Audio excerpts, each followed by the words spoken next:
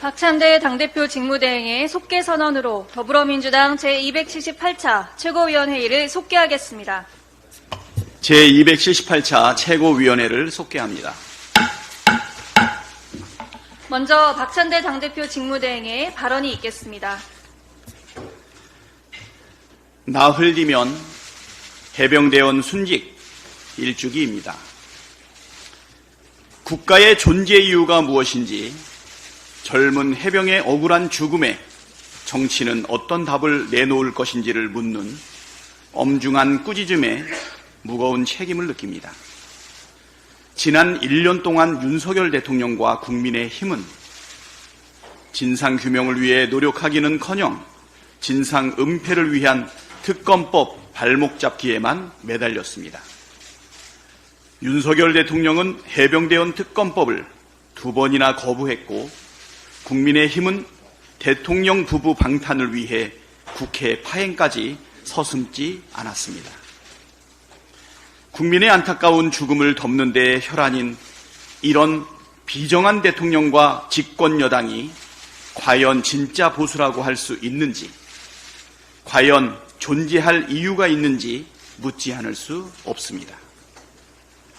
손바닥으로 하늘을 가릴 수 없고 국민을 이기는 권력도 없습니다. 날마다 사건의 몸통이 대통령 부부라는 정황과 증거가 쏟아지고 있습니다. 더구나 영부인 국정농단 게이트 가능성까지 제기되는 마당에 특검을 해야 할 명분과 필요성은 이미 차고도 넘칩니다. 국가는 왜 존재하는가를 묻는 국민에게 내 자식이 죽은 이유를 알려달라는 유가족들에게 정치는 행동으로 답할 책무가 있습니다. 민주당은 국민과 함께 그리고 유가족 곁에서 해병대원 특검법 통과를 위해 끝까지 싸우겠습니다. 국민의힘 당권주자 네 분께도 강력히 촉구합니다. 누가 대통령 편인지를 두고 벌이는 볼썽사나운 이전투구 그만하고 국민과 유족 편에서 특검법 처리에 협조하겠다는 약속부터 하십시오. 거듭 말씀드리지만 그것이 보수가 살고 정권이 사는 길입니다. 오늘은 오송지하도 참사 1주기입니다. 오송 참사는 결코 예상할 수 없거나 피할 수 없던 자연재해가 아니라고 무책임한 대처가 부른 인재이자 관제였습니다.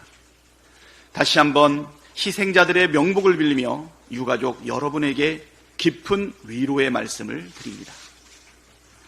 윤석열 정부 들어 수많은 참사가 있었습니다. 신림동 반지하 참극과 이태원 참사, 오송 참사는 무대책, 무능력, 무책임이 부른 참사라는 공통점이 있습니다. 사전 대책은 소홀했고 사후 대응은 무능했고 아무도 책임지는 사람이 없었습니다. 숱한 참사를 겪고도 정부의 재난 대책이 얼마나 달라졌는지 의문입니다. 당장 지난주 내린 폭우로 모두 8명의 인명피해가 발생했습니다. 신속한 수해 복구와 함께 2중, 3중의 재난 대응 시스템을 구축해야 합니다. 민주당은 이번에 큰 피해를 겪은 지역을 찾아 필요한 사항들을 면밀하게 점검하겠습니다. 정부도 피해가 심각한 지역에 대한 특별 재난지역 선포 절차를 최대한 서둘러 달라는 말씀을 거듭 드립니다. 일상화되고 있는 기상 이변에 대비해 안전 설계와 체계, 매뉴얼 전반을 원점에서 재정비하는 노력 또한 박차를 가해주길 당부드립니다. 트럼프 전 대통령이 유세 중 피격당하는 충격적인 일이 발생했습니다. 어떤 명분과 이유로도 이러한 테러 행위가 용납될 수 없습니다. 정치 테러는 민주주의에 대한 심각한 도전입니다. 민주당은 민주주의에 도전하는 모든 형태의 폭력을 강력하게 규탄합니다. 이재명 전 대표에 대한 정치 테러가 있은 지 얼마 되지 않았고 그때의 끔찍했던 충격이 아직도 생생합니다. 다시는 이런 일이 벌어지지 않도록 철저히 대응해야 합니다. 증오정치, 정치 테러로 이룰 수 있는 것은 없다는 점을 다시 한번 강조드립니다. 다음으로 정청래 최고위원의 발언이 있겠습니다. 모든 길이 로마로 통하듯 모든 길은 그분으로 통합니까? 모든 길은 로마로 통한다고 했습니까? 작금에 벌어지는 수많은 국정농단, 국기문란의 그림자가 한 곳으로 지목되고 있습니다. 그 유명한 도이치모터스 주가 조작 의혹 사건부터 디올 명품백 수수 사건이야 널리 알려진 일이지만 요즘 새롭게 부각되고 있는 최혜병 수사 외압 사건에도 그분의 그림자가 짙게 드리워져 있는 것 같습니다. 국민의힘 전당대회 문자 익십 사건도 결국 그분이 사건의 한 복판으로 등장했습니다. 대한민국의 지축을 흔들 그분의 사건들은 마치 거대한 뚝이 무너질 것 같이 굉음을 내기 시작했습니다. 올해 안에 무슨 일이 벌어질 것만 같습니다. 모든 길이 로마로 통하듯 많은 일들이 그분으로 향하고 있습니다. 그분은 누구일까요? 더 커진 당원의 힘으로 김건희 정권을 반드시 무너뜨릴 것입니다. 어제 민주당 최고위원 예비경선에서 등장한 김건희 정권이란 말이 이제 새삼스럽지도 않습니다. 이명박 때 만사 형통이었다면 윤석열 때는 만사 영통입니까? 임성근 사단장 구명 로비에 등장하는 VIP는 김계환 사령관일까요? 윤석열 대통령일까요? 아니면 김건희 여사일까요? V1은 누구이고 V2는 누구일까요? 대한민국은 윤석열 정부입니까? 김건희 정부입니까? 아니면 공동 부부 정부입니까? 참으로 한심하고 참혹합니다. 용산 대통령실은 눈에 뵈는 게 없습니까? 아니면 눈에 뵈는 게 많습니까? 법사위 소속 국회의원들이 대통령실을 찾아 윤석열 대통령 탄핵청원 청문회 증인 출석 요구서를 전달했으나 그들은 국회의 공식 문서를 길바닥에 내팽개쳤습니다. 대통령이 마치 국회를 내팽개친 장면처럼 저는 보였습니다. 국민은 안중에도 없고 국회는 내동댕이 쳐도 되고 이를 지켜보는 언론에도 아랑곳하지 않았습니다. 눈에 뵈는 게 없는 겁니다. 그런데 속내를 보면 그들도 떨고 있는 것처럼 보입니다. 눈에 뵈는 게 많은가 봅니다. 증인 출석 요구서를 그렇게 내팽개 쳐야만 하는 속사정이 있습니까? 그것을 수령하면 안 되는 절박한 이유라도 있습니까? 증인 출석 요구서를 수령하면 대통령실 관계자가 국회 청문회에 출석해야 하고 출석하면 드러날 비밀이라도 있는 겁니까? 송달 방해 행위도 범법 행위로 처벌을 면키 어려워 보입니다. 국회에서의 증언 감정 등에 관한 법률 제12조 불출석 등의 죄 1항 정당한 이유 없이 출석하지 아니한 증인, 고의로 출석 요구서의 수령을 회피한 증인, 보고 또는 서류 제출 요구를 거절한 자, 선서 또는 증언이나 감정을 거부한 증인이나 감정인은 3년 이하의 징역 또는 1천만 원 이상 3천만 원 이하의 벌금에 처한다. 2항 정당한 이유 없이 증인 참고인의 출석을 방해하거나 검증을 방해한 자에 대하여도 제1항의 형과 같다고 되어 있습니다. 증인 출석 요구서의 수령을 고의로 방해한 대통령실은 국회 증감법 제12조의 처벌 대상입니다. 대통령실이 자꾸 매를 봅니다. 주말 동안 제가 헌법재판소 검사 탄핵 변호사를 해임했다고 국민의힘이 저를 비난하던데 그 비난을 돌려드립니다. 지난해 여름 귀당의 과방위원장께서 헌법재판소 방송법 변호인을 해임한 적이 있습니다. 그때 귀당의 위원장께서 정당한 일을 했을 뿐이라고 했습니다. 저도 정당한 일을 했을 뿐입니다. 욕을 하든 칭찬을 하든 공평하게 합시다. 눈에는 눈, 이에는 이, 받을 만큼 돌려준 겁니다. 그런데 말입니다. 02800-7070 전화번호는 진짜 누구 겁니까? 혹시 땡땡땡. 다음으로 고민정 최고위원의 발언이 있겠습니다. 충북 오성 궁평 2 지하차도에서 안타까운 목숨을 앗아간 참사가 발생한 지 정확히 1년이 되는 날입니다. 하지만 아직 참사의 진상도 규명되지 않았고 책임지는 이도 없습니다. 최고 책임자들은 단 한 명도 기소되지 않았고 수사 과정은 유족들에게 단 한 번도 공개되지 않았으며 검찰은 시간만 끌고 있다는 게 무더위 속 도보순례를 하고 있는 유족들의 안타까운 목소리입니다. 유족들이 요구하는 것은 진상규명을 통한 재발방지 대책 수립과 책임자 처벌입니다. 그런데 너무나 당연한 조치가 1년이 넘도록 이루어지지 않고 있습니다. 뿐만 아니라 지금도 충남, 충북, 전북, 경북, 전국 곳곳이 수해로 고통을 호소하고 있습니다. 하지만 대통령은 보이지 않습니다. 지금이라도 빨리 특별재난지역으로 선포해 현장 피해 복구에 국가가 나서야 할 것입니다. 또한 전국의 소상공인과 자영업자들도 벼랑 끝으로 내몰리고 있습니다. 음식 배달 시장의 60% 이상을 점유한 거대 플랫폼 기업 배달의 민족이 다음 달부터 배달 중개 수수료를 9.8%로 3%포인트 인상하기로 했습니다. 기존 6.8%에서 무려 44%를 한꺼번에 올리는 것입니다. 2022년 기준 통계청 자료에 따르면 프랜차이즈 가맹점주들의 영업이익률은 6.6%에 불과합니다. 즉 배민의 중개수수료가 가맹점주 영업이익의 1.5배에 달하게 되는 것입니다. 물가 상승과 경기 악화로 삼중고를 겪고 있는 자영업자들은 플랫폼 기업들의 횡포에 폐업이냐, 울며 겨자 먹기식 운영이냐, 양자택일에 직면하고 있습니다. 소상공인과 자영업자들의 절박한 상황은 여러 수치를 통해서도 확인되고 있습니다. 서울시에 따르면 올 1분기 폐업한 외식 점포수는 5,922개로 1년 전에 비해 3%, 2년 전에 비해 무려 51.4% 급증했습니다. 또 소상공인진흥공단에서 폐업한 소상공인에게 점포 철거비를 지원한 건수도 상반기에만 13,000건을 넘어서 지난해 전체 지원 건수의 60%에 달하고 있습니다.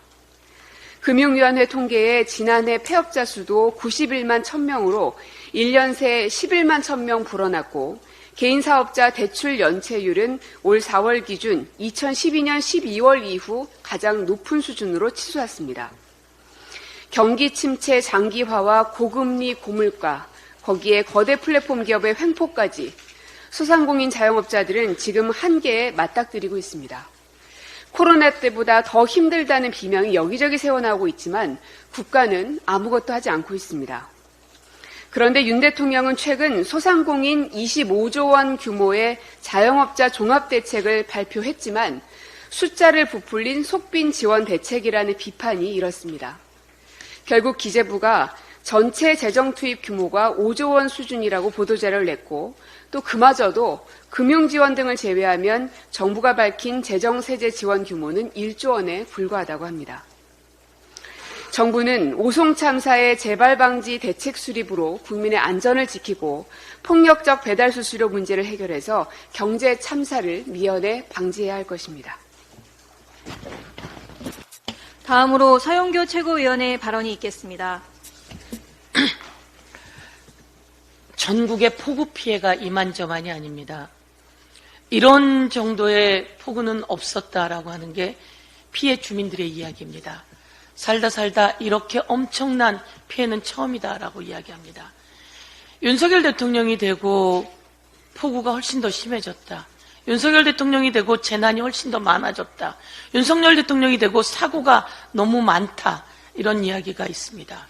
민심이 천심이라는데 윤석열 대통령이 민심을 받들지 않으니 천심이 분노하고 있는 것 아닌가 이런 얘기도 합니다.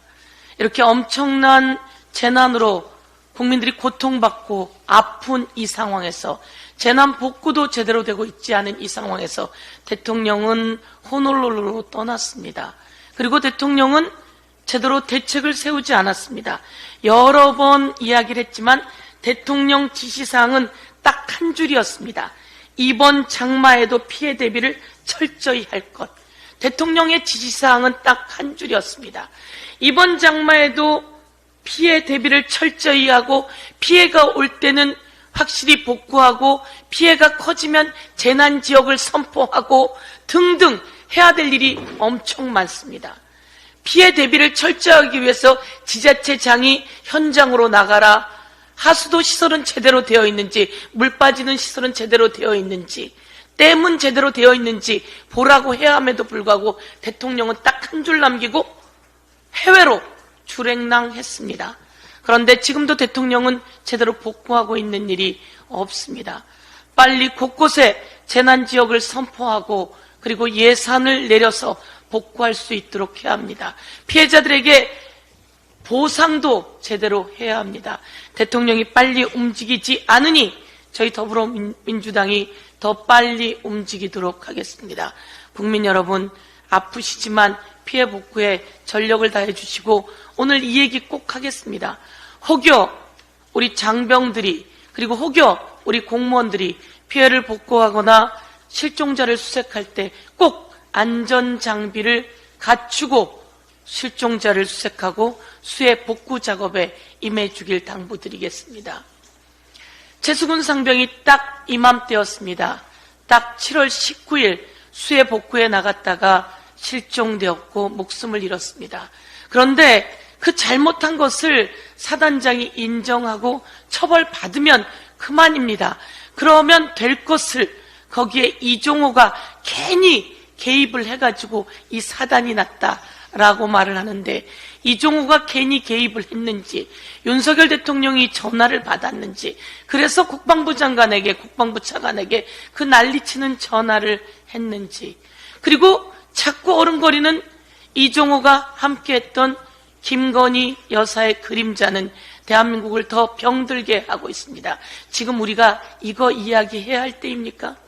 그런데도 이 상황이 만만치가 않습니다.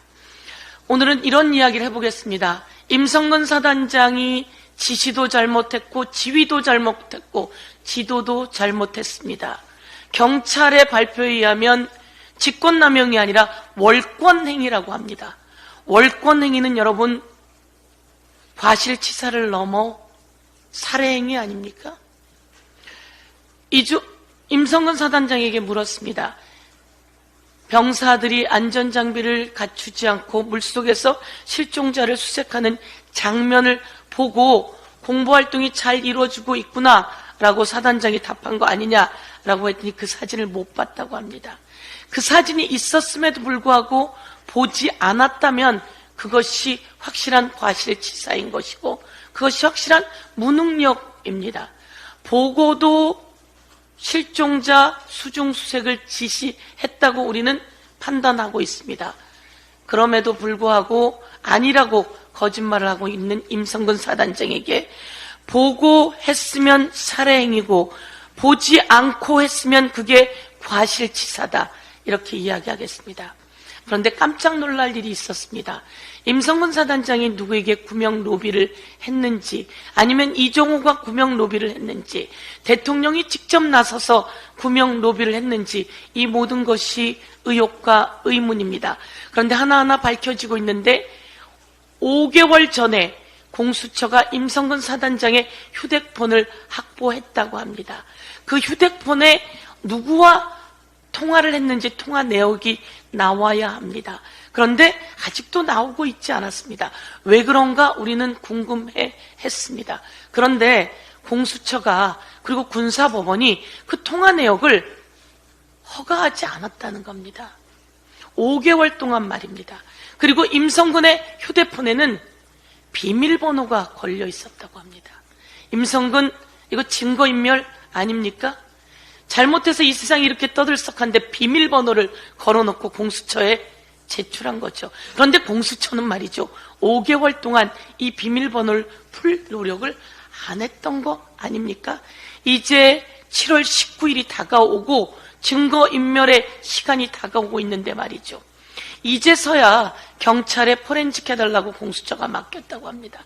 이제서야 군사법원이 통화 내역을 임성근 휴대폰의 통화 내역을 확보하라고 했다고 합니다. 임성근 휴대폰은 몇 대인지 그것부터 확보해야 한다고 제가 오늘 이 자리에서 이야기합니다. 임성근 휴대폰이 과연 한 대일까요? 여러 대인지 확보하고 그 가족, 그 주변의 지인, 그리고 그 임성근 사단장의 보좌관, 비서 등의 휴대폰에 포렌식 휴대폰의 통화 내역도 같이 확보해야 한다고 촉구하겠습니다. 그런데 말이죠. 또 놀라운 일이 일어났습니다. 임성근 사단장의 휴대폰을 5개월째 비밀번호도 풀지 못했고 그리고 통화 내역도 신청하지 못했던 그 공수처는 왜 그랬을까요? 그런데 그 공수처에 이 사건을 담당하는 그 검사가 블랙펄 인베스트 김건희 여사와 함께 주가 조작을 했던 주범, 김건희 가족의 계좌를 관리했던 주범 이종호의 도이치모터스 주가 조작의 변호사였다는 겁니다. 공수처 이 사안을 담당하고 있던 검사가 이종호의 변호사였다니 정말 천지가 요동칠 일 아닙니까?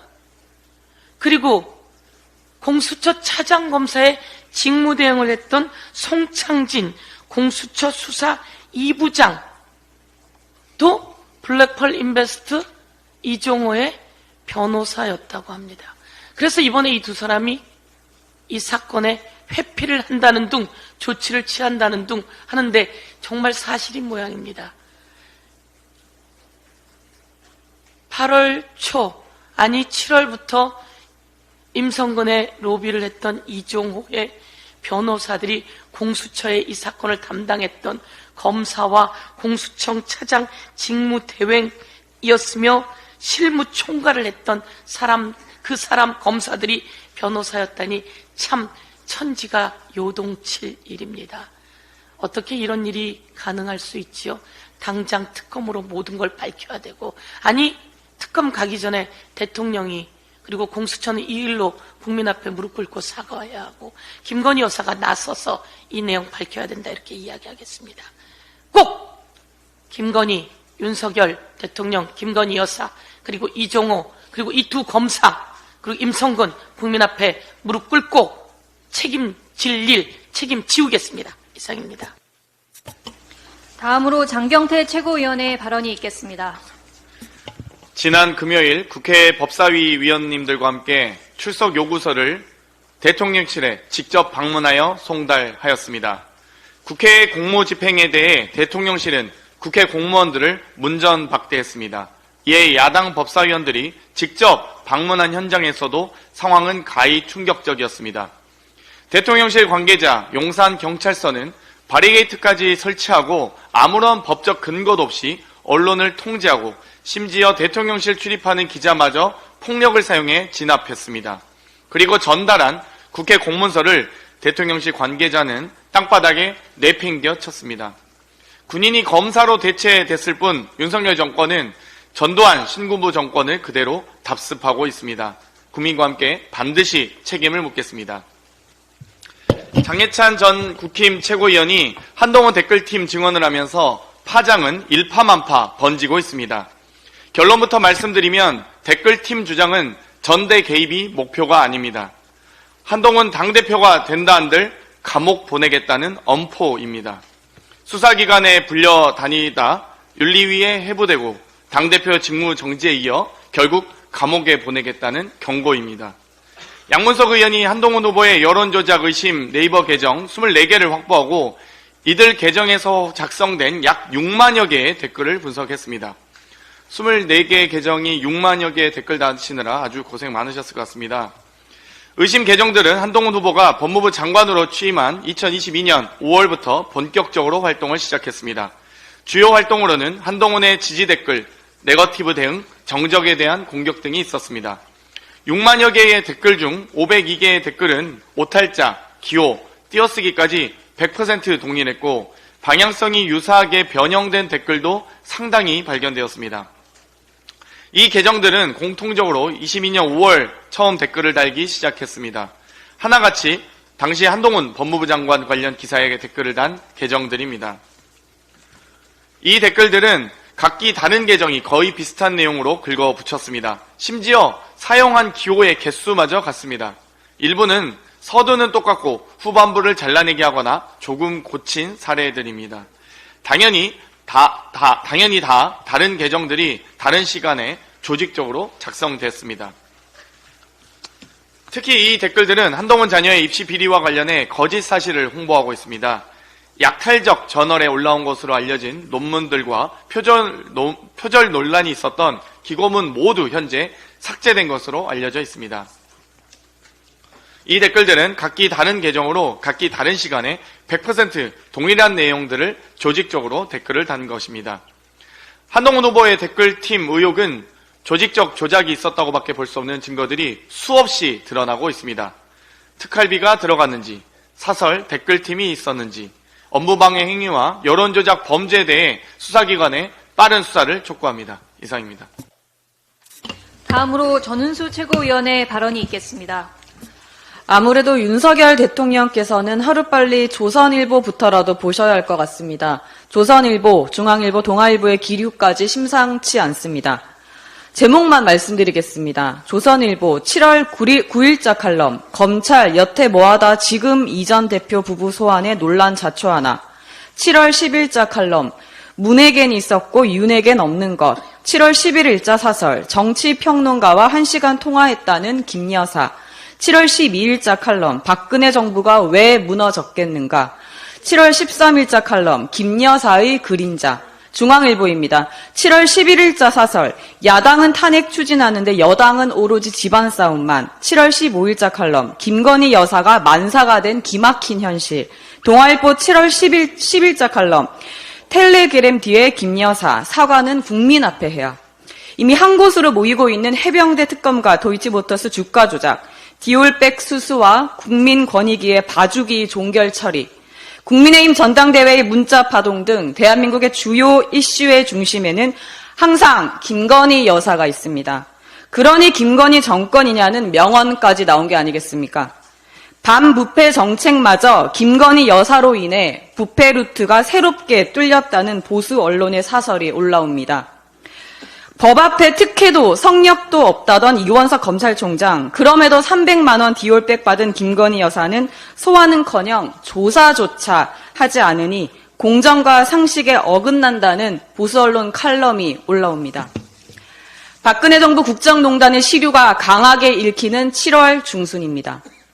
국민의힘 전당대회에서 문자 일십으로 김건희 여사가 사과하려고 한 것을 막았느냐 아니냐가 논란이 되더니 이제는 유력 당권주자 한동훈 전 비대위원장의 댓글팀 의혹이 일파만파 퍼지고 있습니다. 댓글팀 의심 계정 24개, 6만여 댓글까지 확인되었는데요. 댓글팀 의혹 제기한 장예찬 전 최고위원도 장예찬 전 최고위원의 말대로 왜 고소 안 하는지 의문입니다. 이 정도 의혹이면 인지해서 수사 시작해야 하는 것 아닌가요? 불법 앞 평등은 없다고 하지요.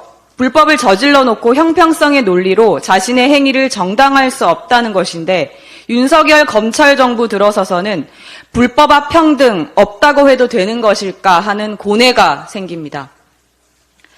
집중호우 피해 여파로 충청권 지역이 심각하게 고통받고 있습니다. 짧게 말씀드립니다. 귀국하신 윤석열 대통령님 검토만 하지 마시고 신속한 특별재난지역 선포를 강력히 촉구합니다. 마지막으로 강민구 최고위원의 발언이 있겠습니다.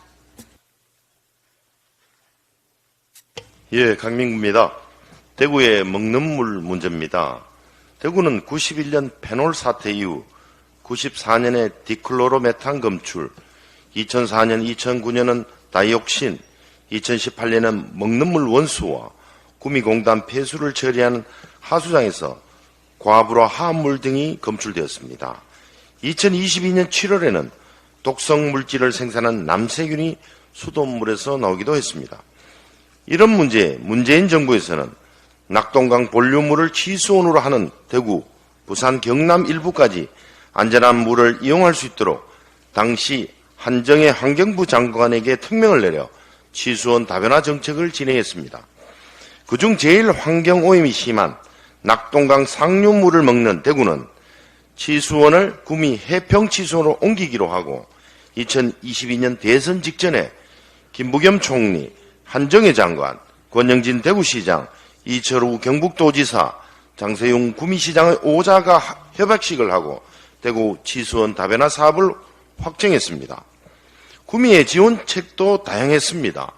구미 해평의 기존 상수원 보호구역 확대는 하지 않겠다고 하고, 환경감시원의 지역주민 채용, 대구시는 구미시에 일시지원금 100억 지급, 환경부는 공사 착공 때부터 매년 물 이용금 100억을 지원하는 등의 다양한 약속을 했습니다. 보태현 민주당은 대선 공약으로 구미의 KTX 정차역 신설도 진행했습니다. 윤석열 대통령도 치수원 이전을 공약했습니다. 이로써 대구의 35년 먹는 물 고통은 해결되는 듯 했지만 2022년 7월 홍준표 시장이 취임하면서 이 모든 것이 물거품이 되었습니다.